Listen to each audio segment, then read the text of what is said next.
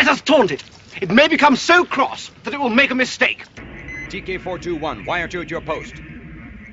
TK-421, do you copy? We'd better not risk another frontal assault. That rabbit's dynamite. Hello, this is Sir TK, the 421st, leaving my post to bring you a post. Alright everybody, it's a bit of time left before the beta weekend starts on Galahad 3093. So I thought that what I would do is I would make up a revised guide for people just starting the game and whatnot. Sort of what to expect and you know, some of the things to keep in mind when starting to play and whatnot. So I thought that I would start off by saying that well, Galahad 3093 is a 32-player mech battle arena that is based on King Arthur and the Knights of Camelot. It's pretty fun. I've been having a lot of fun playing the game. I've been mostly in tutorials or practice matches and whatnot, testing things out, seeing how it plays, and well, getting things set up the way I like them and whatnot, but yeah. Anyway, I think that what I will do is I will get into a bit of the gameplay here, and to do that I will have to jump into the tutorial. And what I will do is I will just play through the first little bit of it, and then I'll be back after I've completed that, just so I don't bore you with the beginning of it, because well, it's pretty rudimentary stuff, but it takes a little bit of time to do.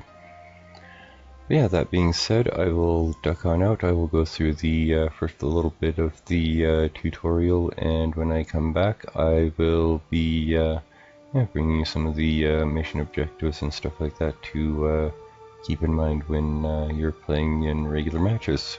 So stick around.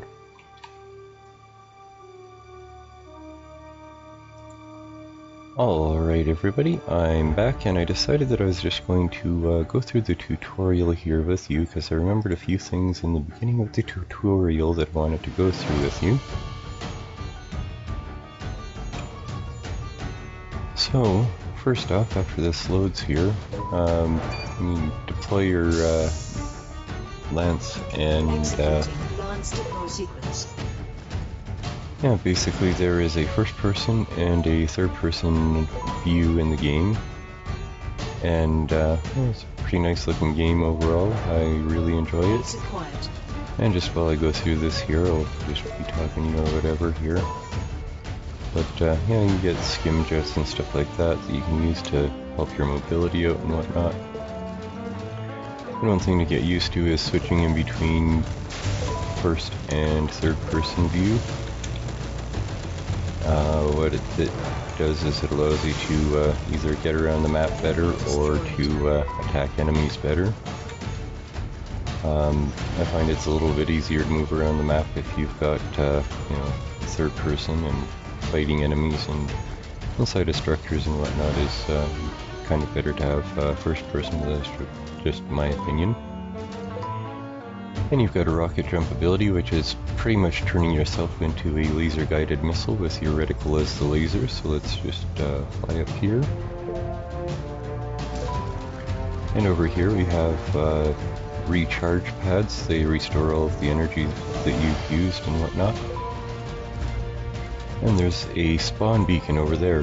Those are designated on the map with the S rank, well, the S letter at the top there. You can see it says S4, and that stands for spawn beacon number 4. So let's just pop over there, and to capture those you just stand next to them.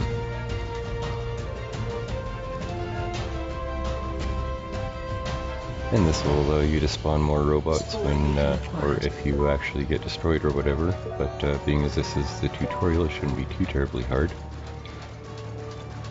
And there's also a zoom feature and stuff like that, so that you can you know, easily see stuff better. And speaking of the secondary weapons, let's just fire those off here.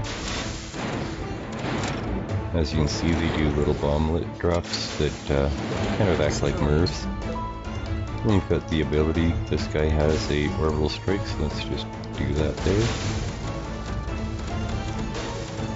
Enemy destroyed. Special ready. And now that that's done, let's just head over here to what I refer to as the beacon area, where I'll go a little bit more into detail on that. And the really nice thing about the tutorial is there's no time limit on it, so you can take your time right at this point, and you don't actually have to go and capture the objective. And what that allows you to do is take a look around. So first, let's take a look at the map. That's usually default M, I believe. I've got it rebound to a different key, but that's besides the point. Anyway, this area right here is what I'm referring to as a beacon area.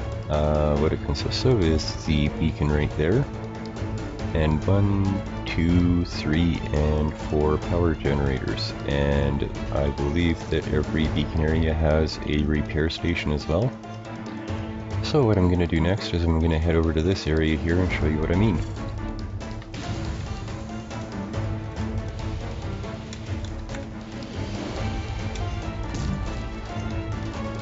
And just inside here, you will see there's a destroyed generator right there. The key is to destroy all of the generators in the area before you can actually capture the beacon. It sounds like it might be easy, but it's a little bit difficult to do when you got other mechs running about and trying to shoot at you and stuff. And up here we have a Lance repair station. And that basically repairs your lances and whatnot in the middle of a battle, so you don't have to use a drone or whatever. And up here, so we can get a better view, there's another power generator there that's destroyed, and there's another one over there. And over there, we have a turret that's destroyed at the moment. And over here we have another turret, and those are what I call base turrets. They're part of the base itself, and they're active when they're not damaged and destroyed. And like I says, in order to capture a beacon area, one has to well, destroy all the generators, but in order to advance the objective and whatnot, let's just go over here.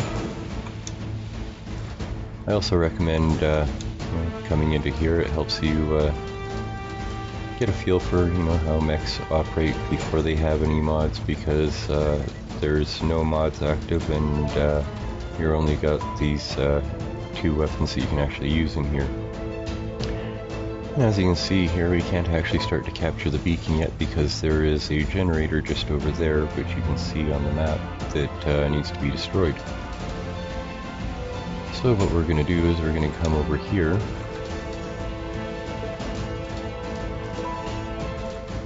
and now we have to go and destroy it. I used the secondary weapons on this robot to do that because they actually do more damage to structures and stuff like that than the machine guns do. Some of the weapons do, some of them don't. I'll get into that later.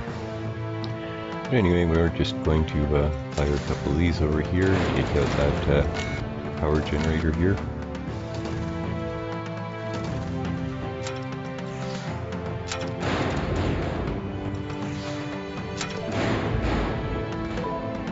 And now with that done, we can head on over and capture the beacon.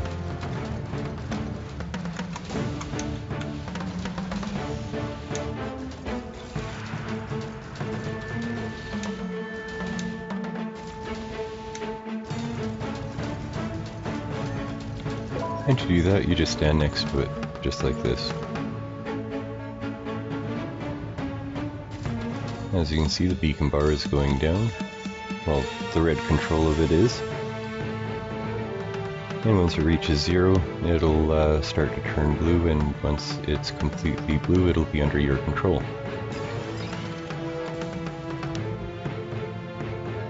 And then all of the turrets and power generators will also be under your control, and you'll have the opportunity to go around and heal them and stuff like that, and practice, which I'm going to continue doing for a few minutes here. Like I says, this is a really good area. Up until this point there were no AI combatants in here, but now there is, so what I'm going to do is I'm going to go over here, I'm going to heal this up. And I'm going to try and proceed around the map to heal up some of the other generators. As you can see, some of them are at half capacity and stuff like that, half health, so I'm going to heal this one up here, and once it's done I'll head on over to the one over there.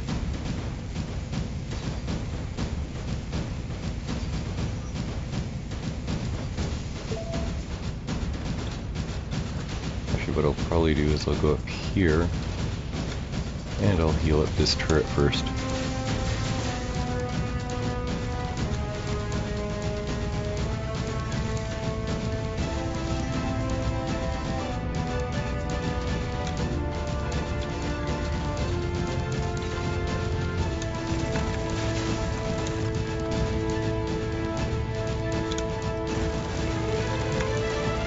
As you can see, it's a lot easier to go into combat when you've got first-person mode enabled.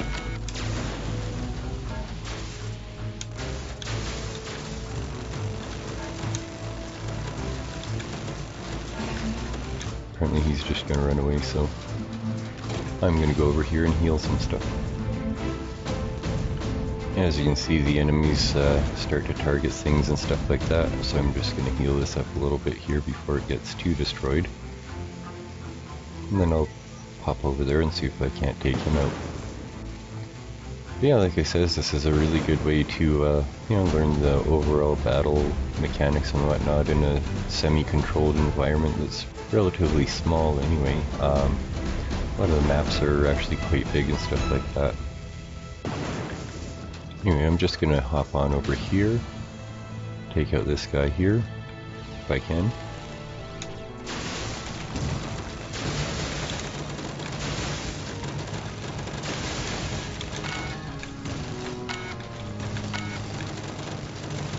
Enemy destroyed. Well, I'll just heal up this generator here.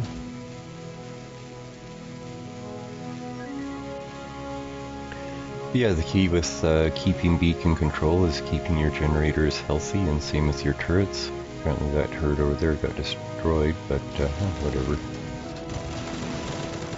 Apparently this guy just decided to spawn here again. They're all just AI, so it doesn't matter.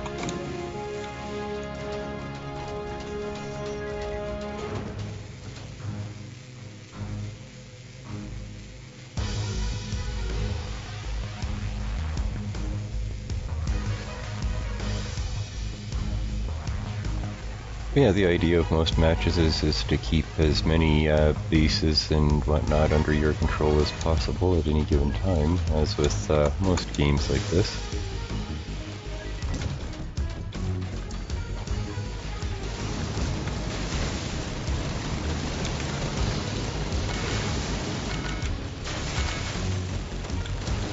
Yeah, like I said, it's way easier for combat if you can get a hang of switching between first person and third person.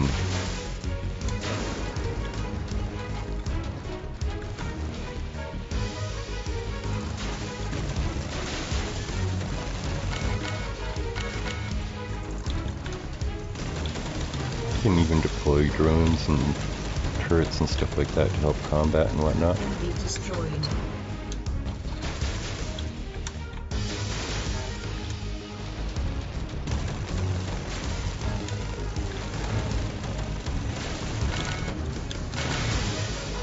Special ready.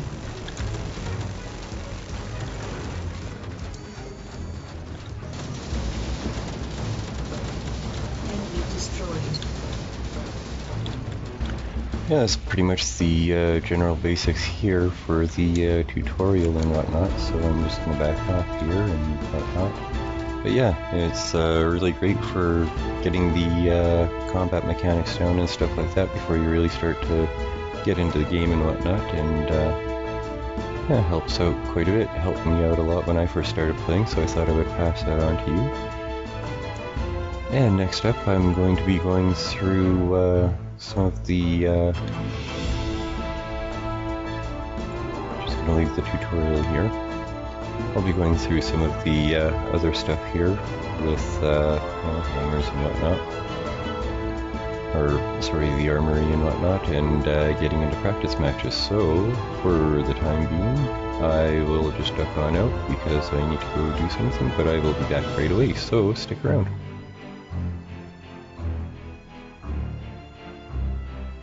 Alright, and I'm back, and I thought I would mention one more thing or two here before I duck on out. Once you get into the armory here, you have the ability to swap out weapons and stuff like that, and mods and stuff like that that you've unlocked and whatnot through battles. And you can try out the medium, heavy, super heavy models and whatnot, but I found that what helped me out the most in the beginning was having a really decent light robot for grabbing beacons early on in the match. And I'll show you what I mean here. So I'm going to fire up a practice match here. Executing Lance deploy sequence.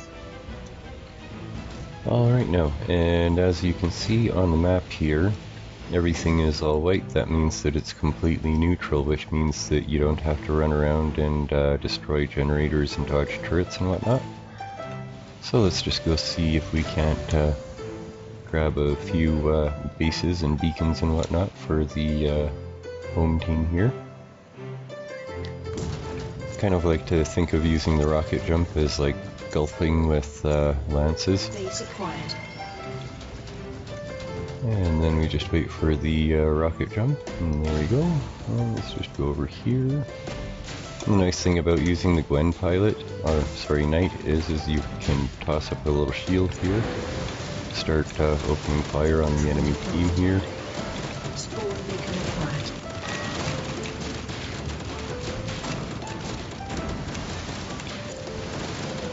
Yeah, then once you're charged up, you can head on over to another beacon or whatever.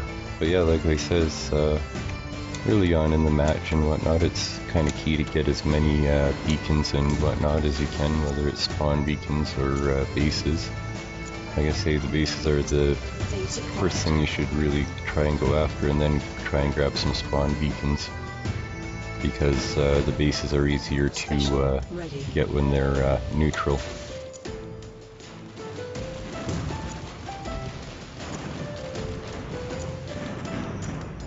Spawn beacon acquired.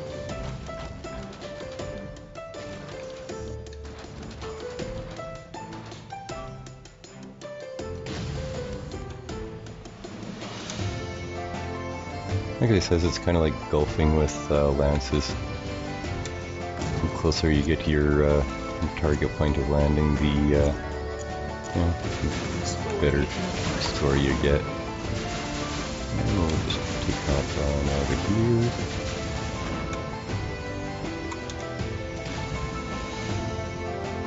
And let's just try and fly over here to grab this one here. Yeah, like I says, it pays to have a light, fast robot that you can use early on in the match to grab everything, and just like that, everything is all blue. But yeah, that's pretty much it. Like I says, it's best to capture bases when they're neutral if you can. So that's why you should use a fast robot and whatnot, but yeah. Other than that, not much else to talk about here in this sort of guide or whatever, but yeah, for the meantime, I will duck on out, so take care, stay safe, and have fun. I warned you, but did you listen to me? Oh, no, you knew it all, didn't you? Oh, it's just a harmless little bunny, isn't it?